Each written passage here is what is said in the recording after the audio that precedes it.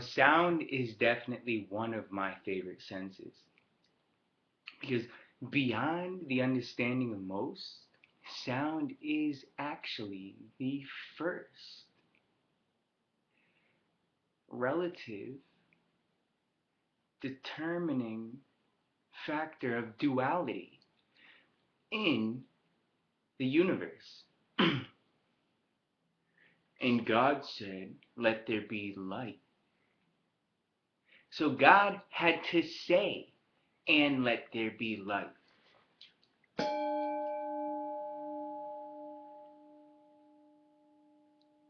Um,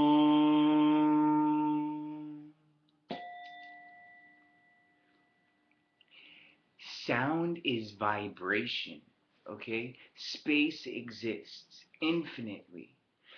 As small as you want to get into a piece of space and as big as you could possibly imagine the massive mountains of space, space exists. But sound is the first ripples of energy that are going to cross through space and cause a diffusion of what one aspect of space is acting like towards another. That's sound. Diffusion of space.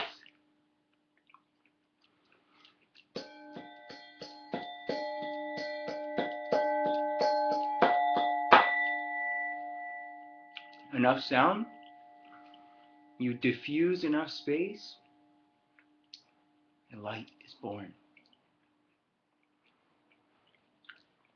And God said, "Let there be light." So God's this space monster, man. He's monster big. He's the big daddy. But he's also nothing. Big Daddy's here, sitting on his throne of nothingness, wearing a whole lot of nothing, looking out into a whole lot of nothing, wondering what the is going on here. Nothing.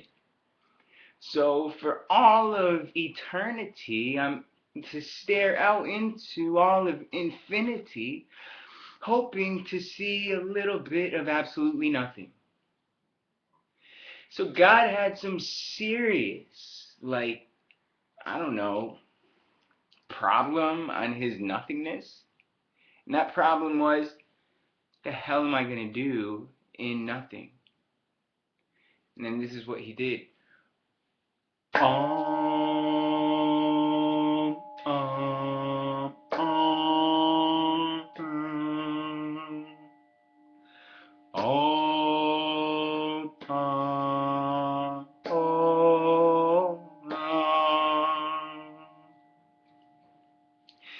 And so he probably had to do that again and again and again and again. I don't know if you could do it for 30 minutes. I'd be like, good job, guy. I do it for 3 hours and I feel pretty good about myself. I know if I did it for 7 days, I just feel so outright amazing. I realized that the best drug on the planet Earth is sound. It's just it takes you to administer it, and it also takes quite a long time until it finally actually administers itself and really gets in there vibrating at a cellular level, and then everything transmutes, transforms, and boom, you're connected into whatever it is you want to connect to. That's what these sounds do. So God said, "Let there be light." And there was light.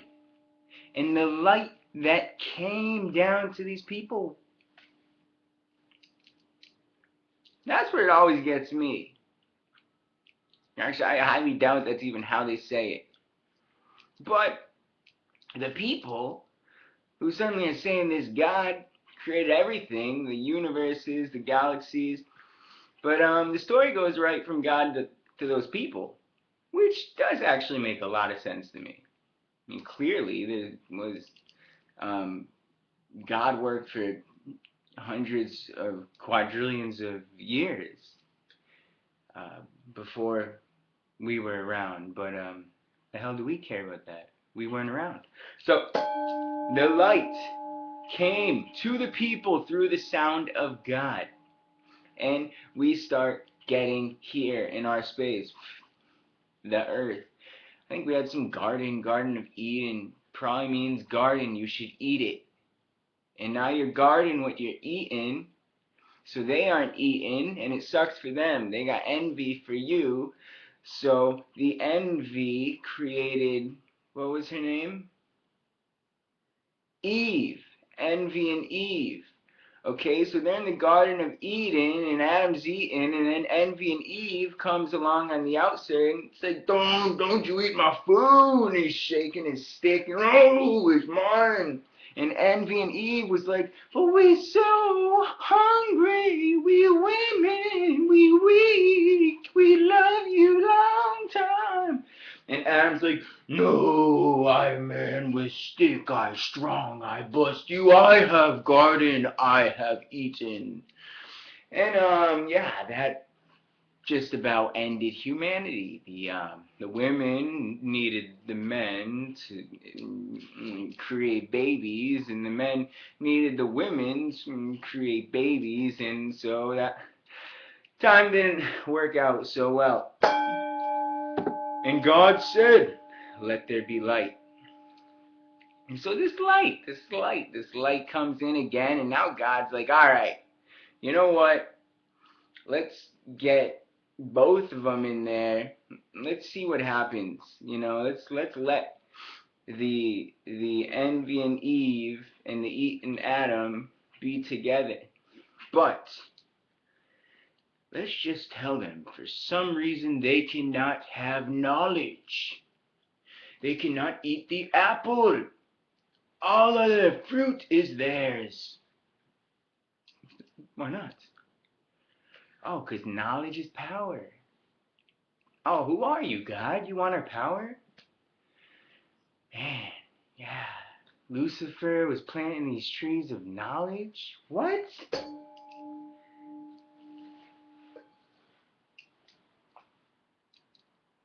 No, I'm just kidding. Lucifer, trees of knowledge. Yeah, that bastard. He planted these trees of knowledge. They were probably like knowledge on how to, I don't know, plant flowers that have poisonous berries next to the children's homes of your neighbors, so that when those little kids run out and they're like, hey, I love you, neighbor, and look at you planted berry trees right in front of our house. Yum, thank you.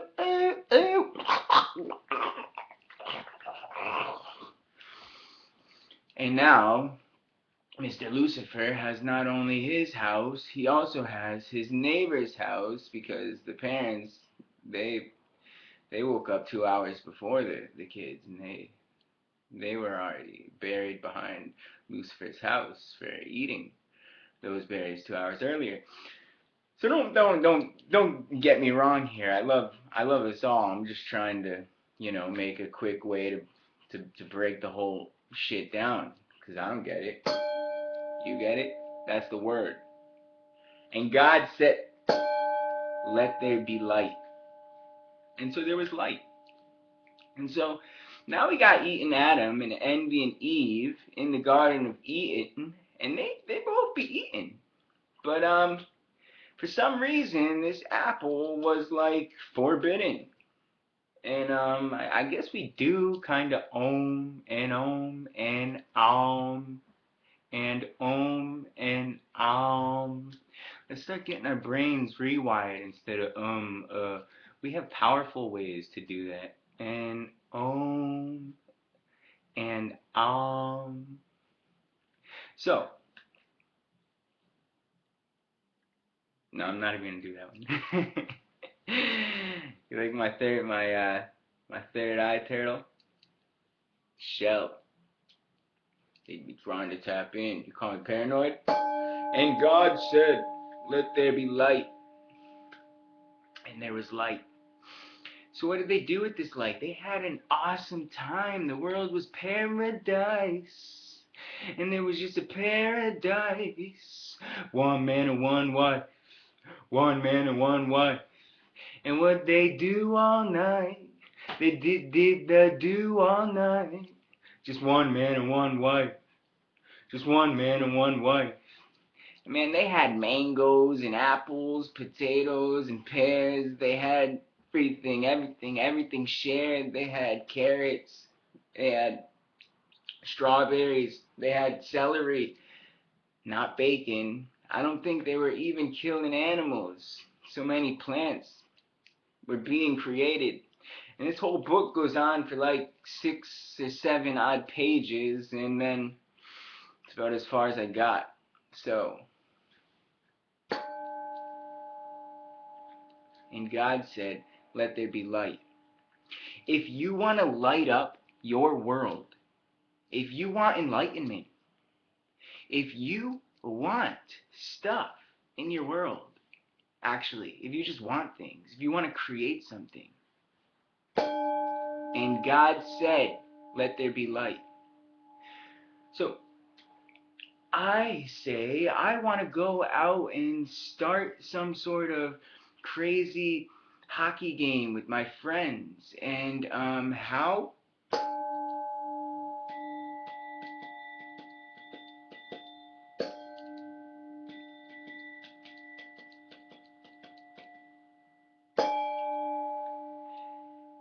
God said, because sound comes first, then comes the light. You cannot manifest anything in this world without understanding you exist in the infinite potential of space. The first thing that aids the manifestation process of Earth, physical, higher reality in space, is sound. Vibration. Okay? These vibrations in your head, these going on in your head, these firestorms of these lightning storms of thought waves going on. How are we gonna do this? How are we gonna do this? Are you like sneaking and scamming and conniving? Or are you like thinking, how are we gonna get the food drive going? How are we gonna get the food to the poor people? How are we gonna get the kids to the playground in time? How are we gonna get the cookies to the bakery? Are you doing the good? Are you doing the bad? You just be doing it. But I know vibration happens. There's a science to it. Look, you hit it too hard, and it has a crack before it starts out. Alright, play with vibration, and you'll start finding out, how do I really start manifesting stuff in my life? I'm just this dude sitting in a chair, got shit going on. How do I get shit going on?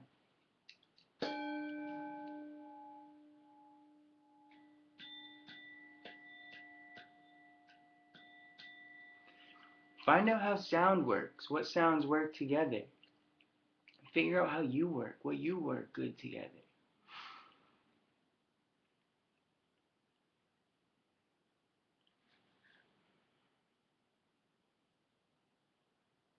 I'm going to tell you guys a story to end this one up. Alright? So, this story is from 2013. The year of the dream, baby. What's up? It's right now. The story's from right now, right here, this year. 2013. My brother, he invites me to go on a 7-day silent retreat run by Adyashanti. And so I gratefully accepted. I do not know much about Adyashanti, but I do know he is a great person. I'd heard great things about him, and 7 days of silence sounded exactly like what I needed at that time. Felt so grateful and blessed. And so I got to San Diego, and there we are, and we're going to Adyashanti, and we're talking about all of this stuff that existed in the space of our lives, you know, because space, time is space as well, you know, it's just another aspect of space. Space is infinite. There's no limitation to space. You saw the dimension video. The emotions exist in space. We exist in emotions. These bodies that are us. The mind exists within us. These talking heads that then control us. So all these things existing in one and another, but the space is just there. So your whole life is this one experience of a particular aspect of space. And we are driving through space in this car on this particular road, talking about this one particular experience that was our childhood. One particular experience in space that was our childhood. And, you know, some of the painful things that went on. And sexual abuse had happened. And, you know, very dominating older brother because of our grandfather. Our grandfather had sexually abused my older brother. Older brother in turn sexually abused me. And then it just got hairy, scary. You don't want to be near me. Shiz was off the wall. A lot of pain. The parents had suppressed all that pain, and it started coming out. And but still, they just could not. They thought if you suppress pain, if you suppress a vibration, maybe that vibration will go away. Look, you just got hit. You can hardly hear it now. And I can just go about doing my day. I can't even hear it at all. I don't even can not hear it for so long. I could possibly forget it's even there. But one day, it's going to get hit again, and that vibration is going to come out. Even if it's in your children or your children's children.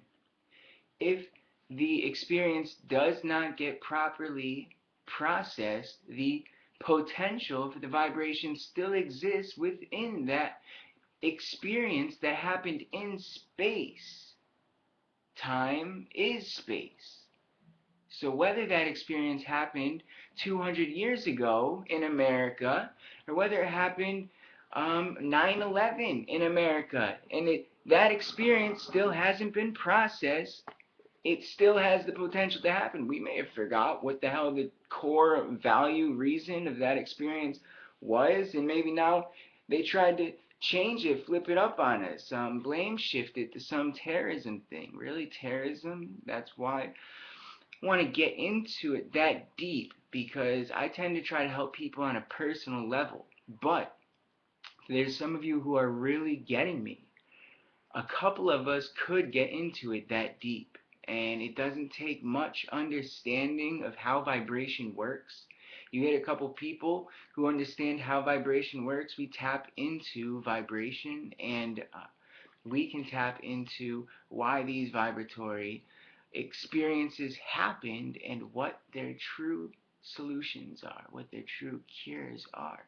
And it's based off of the past, because the past exists in space. It's just a vibration of now. There's no past, it's right now. This vibration still lives on. If it can ever affect an experience that we perceive as now, and we only perceive it as now because we're limited, tiny ass beings in these physical bodies that are going to die when we're like 90. So now for us is like, wow, it's like right here, but you're at planet Earth, and humanity comes along, and you know, that's like you're giving birth to one of your children. You know, it might not even be one of those children that outlives you.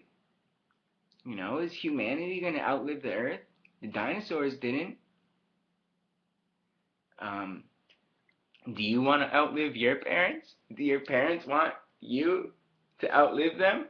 I mean, this is the Starseed children. This is the Starseed children. Why do you think we're getting it? Because if we don't get it soon, shit's getting a little frizzy up in here, and shit's changing. And we got to realize, well, there's other stars out there, and now we're conscious, and you know what? We are just children of Ma and Pa.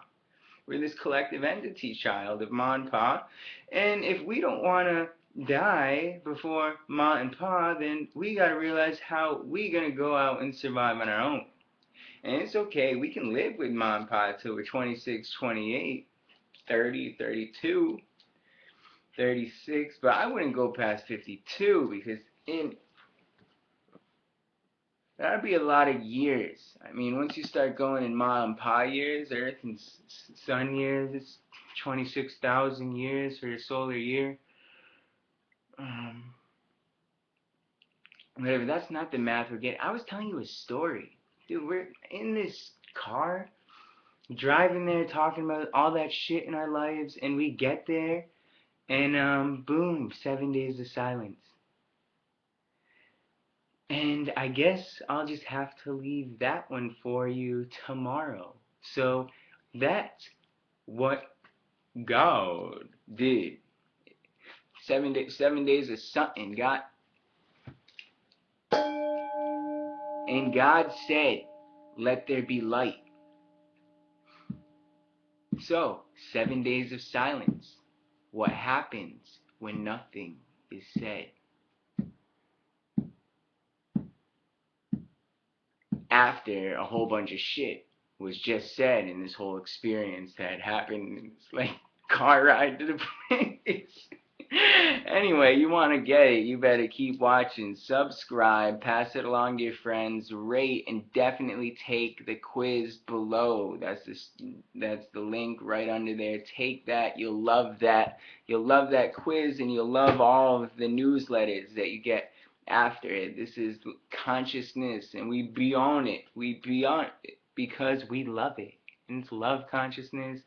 It's all that hip hoppity, trip hop, electronic, getting party love. I'm keeping going. Bye.